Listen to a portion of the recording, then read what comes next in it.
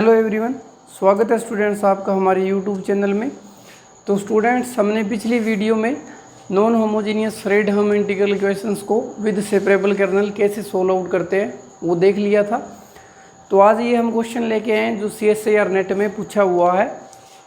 Integral equation आपको दी हुई है विद सेपरेबल कर्नल। तो यहाँ पे जो सेपरेबल कर्नल है cos x माइनस टी दिया हुआ है, जिसको आप लिख सकते हो cos x cos t plus sine x sine t. ठीक है, ये सेपरेबल फॉर्म में लिखा जा सकता है।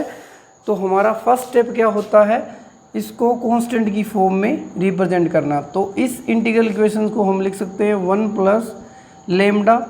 कोस एक्स को बाहर निकाल लोगे क्योंकि ओनली फंक्शन ऑफ एक्स को बाहर निकाल लेते हैं।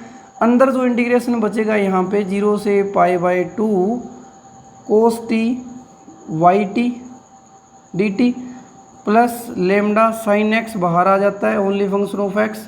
अंदर आपका इंटीग्रेशन बचता है 0 से π/2 sine t y t d t. ठीक है, फिर हम इसी इंटीग्रेशन में क्या करते हैं, जो इंटीग्रेशन आ रहा है उनको कॉन्स्टेंट्स की वैल्यू देते हैं। तो 1 plus lambda C1 cos x plus lambda C2 sine x. तो यहाँ पे जब हम C1 को हमने पुट किया है 0 से π/2 कोस टी वाई टी, इस इंटीग्रेशन को सोल्व करेंगे, C1 को सोल्व करेंगे जब, तो वाई टी की वैल्यू हम यहाँ से निकालते हैं। तो वो आएगी 1 plus lambda C1 cos t plus lambda C2 sine t d t. इस इंटीग्रेशन को सोल्व करोगे तो C1 इज इक्वल टू, सबसे पहले कोस टी का इंटीग्रेशन क्या हो जाएगा साइन टी, तो उसमें पुट करोगे π/2 तो 1 आएगा, 0 पुट करोगे तो लोअर लिमिट से 0 आएगा, तो आंसर 1 आएगा।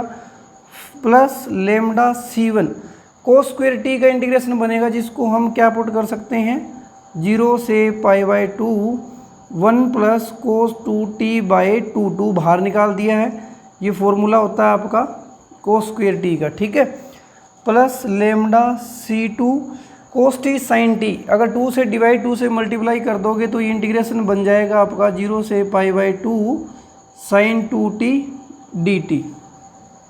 फिर यहाँ से इन इंटीग्रेशन को सोल्व करोगे तो 1 प्लस लेमडा C1/2 है, बाहर पड़ा है। यहाँ से जब पहली टर्म का करोगे तो π/2 आएगा, तो π/4 हो जाएगा। लेकिन जब कोस 2t का करोगे तो साइन 2t आएगा, जो 0 से π/2 में 0 होता है। ठीक है, फर्स्ट सेकंड में से लेमडा C2/2 पड़ा हुआ है, साइन 2t का करोगे तो इंटीग्रेशन आपका आ जाएगा माइनस कोस 2t/2 0 से π/2। ठीक है, इस 2 को बाहर निकालोगे तो बाहर 4 आ जाएगा। अंदर आपका जब π/2 पुट करोगे, 2 से 2 कैंसिल होने के बाद माइनस 1 बनेगा, वो 1 बन जाएगा। फिर माइनस 1 बन के वो क्या हो जाएगा +1, यानी कि ये अंदर 2 बचेगा। इसका जब पूरा सोल्व करोगे 2 आएगा, ये 2 से 4 कैंसिल होगा जब, तो यहाँ लेमडा C2/2 बचेगा। तो पहली इक्वेशन जो आपको मिली वो है C1 1 minus lambda π/4 is minus lambda C2/2 is equal to 1। ये आपको C1 को सोल्व करने के बाद फर्स्ट इक्वेशन मिल चुकी। यहाँ पे बस कुछ इंटीग्रेशंस थे जो आपको अगर याद होते हैं तो काफ़ी जल्दी हो जाएगा आपका क्वेश्चन। ठीक है, फिर हम सोल्व करेंगे C2 के लिए। C2 हमने माना हुआ था 0 से π/2 sine t y t, y t आएगा 1 प्लस लेमडा जो वाई एक्स आया था हमारा कांस्टेंट की फॉर्म में, C1 cos t plus lambda C2 sine t. ये इंटीग्रेशन करना है हमें। अब पीछे हमने जो इंटीग्रेशन किए थे उनकी हेल्प से हम दोबारा यहाँ पे सोल्व नहीं करेंगे, बस साइन टी का इंटीग्रेशन माइनस कोस टी आएगा, तो वहाँ से 1 ही आने वाला है। ठीक है, साइन टी का इंटीग्रेशन 0 से π/2 में 1 आ जाएगा। फिर लेमडा C1 ये बनेगा 2 से डिवाइड 2 से मल्टीप्लाई करोगे तो 0 से π/2 sine 2t dt plus lambda C2 sine square d बनेगा, तो उसको हम पुट कर देंगे 0 से π/2 1 माइनस कोस 2t का इंटीग्रेशन। अब साइन 2t का इंटीग्रेशन क्या आया था, साइन 2t का यहाँ पे हमने किया था 2 आया था, ठीक है। और 2 इसका नीचे भी आ रहा था 4, उस 4 से 2 कैंसिल होगा, तो ये ओवरऑल जो बनेगा यहाँ पे पिछले इंटीग्रेशन का यूज़ किया है, लेमडा c1/2 बच जाएगा। यहाँ पे फर्स्ट टर्म से π/2 आएगा, cos 2t का 0 हो जाएगा 0 से π/2 में, तो यहाँ पे आप लिख सकते हो लेमडा c2 π/4, इसको मैंने यहाँ लिख दिया है। यहाँ से आपकी इक्वेशन जो मिली है minus lambda c1/2 plus c21 minus lambda π/4 is equal to 1, ये आपको सेकेंड इक्वेशन मिल चुकी, ठीक है। तो यहाँ से पहले तो हम फॉर्म कर लेते हैं आर्गुमेंट्री मैट्रिक्स। आर्गुमेंटेड जो मैट्रिक्स आएगी यहाँ पे आपकी वो मिलने वाली है, कोफिशिएंट्स लिख लोगे जब आप c1 और c2 के, और यहाँ आएगा माइनस लेमडा/2 और इसी तरह से माइनस लेमडा/2 और 1 माइनस लेमडा π/4 और यहाँ पे राइट हैंड साइड में 1 1 है। ये आपकी आर्गुमेंटेड मैट्रिक्स बन चुकी, ठीक है। इसके बाद हम क्या करते हैं, आइगन वैल्यूज़ फॉर्म करते हैं। आइगन वैल्यूज़ क्या होंगी वो बनाएंगे, तो राइट हैंड साइड को 0 मान के चलते हैं, इसका डिटरमिनेंट इक्वल टू 0 लेके हम क्या कर लेते हैं आइगन वैल्यू, तो हमें आर्गुमेंटेड मैट्रिक्स मिल जाएगी। उसके बाद में हम क्या करते हैं, यहाँ से जो नॉन होमोजीनियस पार्ट उसको छोड़ के होमोजीनियस पार्ट से क्या करते हैं आइगन वैल्यूज़ को फॉर्म करते हैं। तो आइगन वैल्यूज़ के लिए हम क्या करते हैं, जो ये मैट्रिक्स है ए, ये आपकी आर्गुमेंटेड मैट्रिक्स है ए कॉन्ग्रुएंट बी, तो यहाँ से ए का डिटरमिनेंट हम 0 लेते हैं फॉर आइगन वैल्यू निकालने के लिए, हमने होमोजीनियस पार्ट में जैसे किया था। तो उसमें इस ए का डिटरमिनेंट 0 करोगे तो ए का डिटरमिनेंट क्या आएगा 1 माइनस लेमडा π/4 का whole square minus lambda square by 4, जब इनको करोगे तो is equal to 0, which implies that ये आएगा 1 plus lambda square pi square by 16 और माइनस लेमडा π/2, ठीक है। जब आप a माइनस बी का होल स्क्वायर वाला फॉर्मूला लगाओगे तो वहाँ से ये आ जाएगा minus lambda square by 4 is equal to 0। जब आप लेमडा स्क्वायर कॉमन ले लोगे तो इसको सोल्व आउट करने के बाद यहाँ से जो आइगन वैल्यू मिलने वाली है वो यही मिलेगी, ठीक है। इनको सोल्व करके देख लेना, वैसे हम सोल्व कर रहे हैं। तो ये आएगा लेमडा स्क्वायर पाई स्क्वायर और माइनस 8 लेमडा पाई माइनस का 4 लेमडा स्क्वायर, जब मैंने 16 को एलसीएम लिया है, प्लस 16 इज इक्वल टू 0।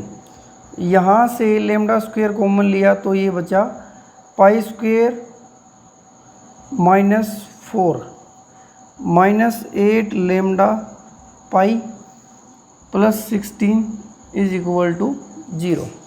यहाँ से जब आइगन वैल्यू फाइंड आउट करोगे तो ये बचेगा माइनस 8 पाई है तो आपका 8 पाई हो जाएगा, प्लस माइनस अंडर रूट इसका स्क्वायर करोगे तो 16, 88 का स्क्वायर क्या हो जाएगा 64 पाई स्क्वायर हो जाएगा, माइनस 4 इंटू ए आपका है पाई स्क्वायर माइनस 4 और 16 से मल्टीप्लाई करोगे तो ये 64 हो जाएगा, ठीक है। और डिवाइड बाय 2 ए स्क्वायर, ए ये है आपका पाई स्क्वायर माइनस 4, तो यहाँ से 60 pi square minus 60 pi square वो कैंसिल हो जाएगा, ठीक है। अंदर जो बचेगा आपका 8 pi plus minus under root 64 into 4, तो यानी कि 64 का 8 निकल जाएगा, 4 का 2 यानी 16 बाहर निकलेगा आपका overall, divide by 2 pi square minus 4। ऊपर बचेगा आपका, एक बार जब ऐड करोगे तो 8 pi plus 16 by 2 pi square minus 4 को आप लिख सकते हो पाई माइनस 2 पाई प्लस 2, और एक बार माइनस करोगे तो 8 पाई माइनस 16 2 पाई माइनस 2 पाई प्लस 2। जब आप यहाँ से 8 कॉमन लोगे, इस यहाँ नहीं, यहाँ 8 कॉमन लोगे तो ये अंदर बचेगा पाई प्लस 2। फिर इससे ये 2 से 4 कैंसिल होगा, पाई बाई 2 से पाई बाई 2 कैंसिल होगा। सेम एज इट इज़ 8 फिर कॉमन लोगे तो पाई माइनस 2 आएगा, ये यहाँ 2 था उससे 4 बन जाएगा, पाई माइनस 2 से पाई माइनस 2। यानी कि 2 आइगन वैल्यूज़ आपको यहाँ से मिलेगी। कौन कौन सी? Lambda is equal to 4 pi plus 2 और lambda is equal to 4 by pi minus 2। अब हमने देखा था कि अगर आइगन वैल्यूज़ आ जाती हैं और उन्हीं के बारे में पूछा जा रहा है तो उन्हीं के कोरस्पॉन्डिंग नो सॉल्यूशन या इनफाइनाइटली मैनी सॉल्यूशंस होते हैं। इनके अलावा जो भी लेमडा आएगा, उनके कोरस्पॉन्डिंग यूनिक सॉल्यूशन होगा। यानी कि यूनिक सॉल्यूशन फॉर दिस, ये भी सही है। जब लेमडा की वैल्यू आपकी not equal to 4 by pi plus 2 नहीं होगी, a unique solution for lambda not equal to 4 pi minus 2 ये। अब एक बात हमें यहाँ से और नोट आउट करनी है कि देखो, जब आपने यहाँ पे क्या लिखा हो, lambda not equal to 4 pi plus 2, जब लेमडा ये नहीं होगा तो क्या पता लेमडा 4 बाई पाई माइनस 2 हो जाए, यानी कि ये भी तो आइगन वैल्यू पड़ा है। तो वहाँ पे भी आप इसको और इसको नहीं लिख सकते अभी, तो ये आपको चेक ही करना पड़ेगा पूरा क्वेश्चन। तो अब हम क्या करेंगे नेक्स्ट पार्ट में, अब आर्गुमेंट्री मैट्रिक्स वाला काम हमारे आने वाला है। यहाँ से आइगन वैल्यू तो हमें मिल चुकी, आइगन वैल्यू हमने यहाँ से निकाल ली पहले। ये काफ़ी लेंथी क्वेश्चन था, लेकिन जब बार बार प्रैक्टिस करोगे और खुद से करते हो तो वहाँ पे क्वेश्चन जल्दी होते हैं, ठीक है। तो यहाँ से 2 आइगन वैल्यू मिल चुकी है 4 बाई पाई प्लस 2। पहले तो इसी के लिए काम करते हैं कि जब आप लेमडा को 4 पाई प्लस 2 ये लोगे, तब यहाँ पे आर्गुमेंट्री मैट्रिक्स आपकी कैसे दिखेगी। तो यहाँ पे हम 1 माइनस लेमडा की जगह 4 बाई पाई प्लस 2 पुट कर दो और इनटू पाई बाई 4 ये लगा हुआ है, ठीक है। और यहाँ माइनस लेमडा की जगह 4 बाई पाई प्लस 2 और नीचे 2, और ये 1 पड़ा है 1, यहाँ पे भी ये माइनस 4 बाई 2, यानी कि मैं इसको सोल्व कर देता हूँ, -2 बाई पाई प्लस 2 ये बचेगा। और यहाँ पे ये आएगा 1 प्लस हो जाएगा, यहाँ पे भी सेम ही आने वाला, ये 4 से 4 कैंसिल, यानी कि 1 माइनस पाई बाई 2, और ये भी 1। अब जस्ट आपने रैंक ऑफ ए और rank of A augmented B इसका चेक करना है, आपका काम हो जाएगा। यहाँ से इसको सोल्व आउट करोगे तो ये बचेगा आपके पास 2 बाई पाई प्लस 2, ठीक है। ये आसान हो जाएगा। सेम ये भी आपका 2 बाई पाई प्लस 2 बचेगा। अब आप देख सकते हो इसका रैंक बनाने के लिए क्या करोगे, इसको सोल्व करने के लिए इन दोनों को ऐड करोगे तो यहाँ 0 आ जाएगा, यहाँ भी 0 आ जाएगा, 1 और 1। तो देखो आप यहाँ पे रैंक जो है ए का, रैंक ऑफ ए क्या आ रहा है 1, और rank of A augmented B इस पूरी का क्या आ रहा है 2, यानी कि दोनों इक्वल नहीं है तो नो सॉल्यूशन, ठीक है। यानी कि जब lambda is equal to 4 by pi plus 2 होगा तो कोई सॉल्यूशन आपको नहीं मिलेगा, यानी थर्ड ऑप्शन सही है, ठीक है।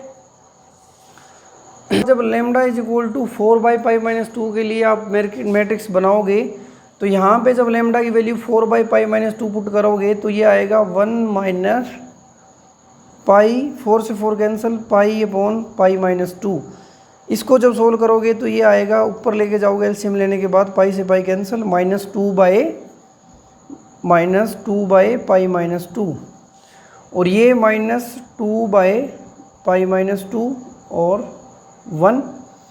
यहाँ भी ये -2 बाय पाई -2 बचेगा, सेम ये आना है -2 बाय पाई -2 1। तो यहाँ पे आप देख सकते हो जब आप इसको इक्विवेलेंट फॉर्म में लिखोगे तो -2 अपॉन पाई -2, -2 अपॉन पाई -2, ये 1, ये 0, ये 0, ये 0। तो यहाँ पे आप देख सकते हो रैंक ऑफ ए का भी और rank of which implies that rank of A augmented B और रैंक ऑफ ए दोनों इक्वल हैं, यानी कि सॉल्यूशन एग्जिस्ट तो करेगा, यानी कि ये रॉन्ग हो गया, नो सॉल्यूशन। अब यहाँ पे इसके लिए चेक ही कर लेते हैं इसके लिए कितने सॉल्यूशन एग्जिस्ट करेंगे। तो यहाँ पे हमने देखा था कि अगर रैंक कम हो जाता है नंबर ऑफ वेरिएबल से, नंबर ऑफ वेरिएबल कितने थे 2, यहाँ पे रैंक आ रहा है 1, जो 2 से कम है, तो यानी कि इसके कोरस्पोंडिंग हमारे पास इनफाइनाइटली मेनी सॉल्यूशंस होंगे। ठीक है, तो यहाँ पे ऑप्शन में नो सॉल्यूशन था तो इसलिए रॉन्ग हो गया। तो इस तरह से हम क्वेश्चंस को सोल्व आउट करते हैं। तो आप प्रैक्टिस करोगे बड़ी इजीली, 2 से 3 मिनट में हो जाता है जब अपने आप क्वेश्चन करते हो।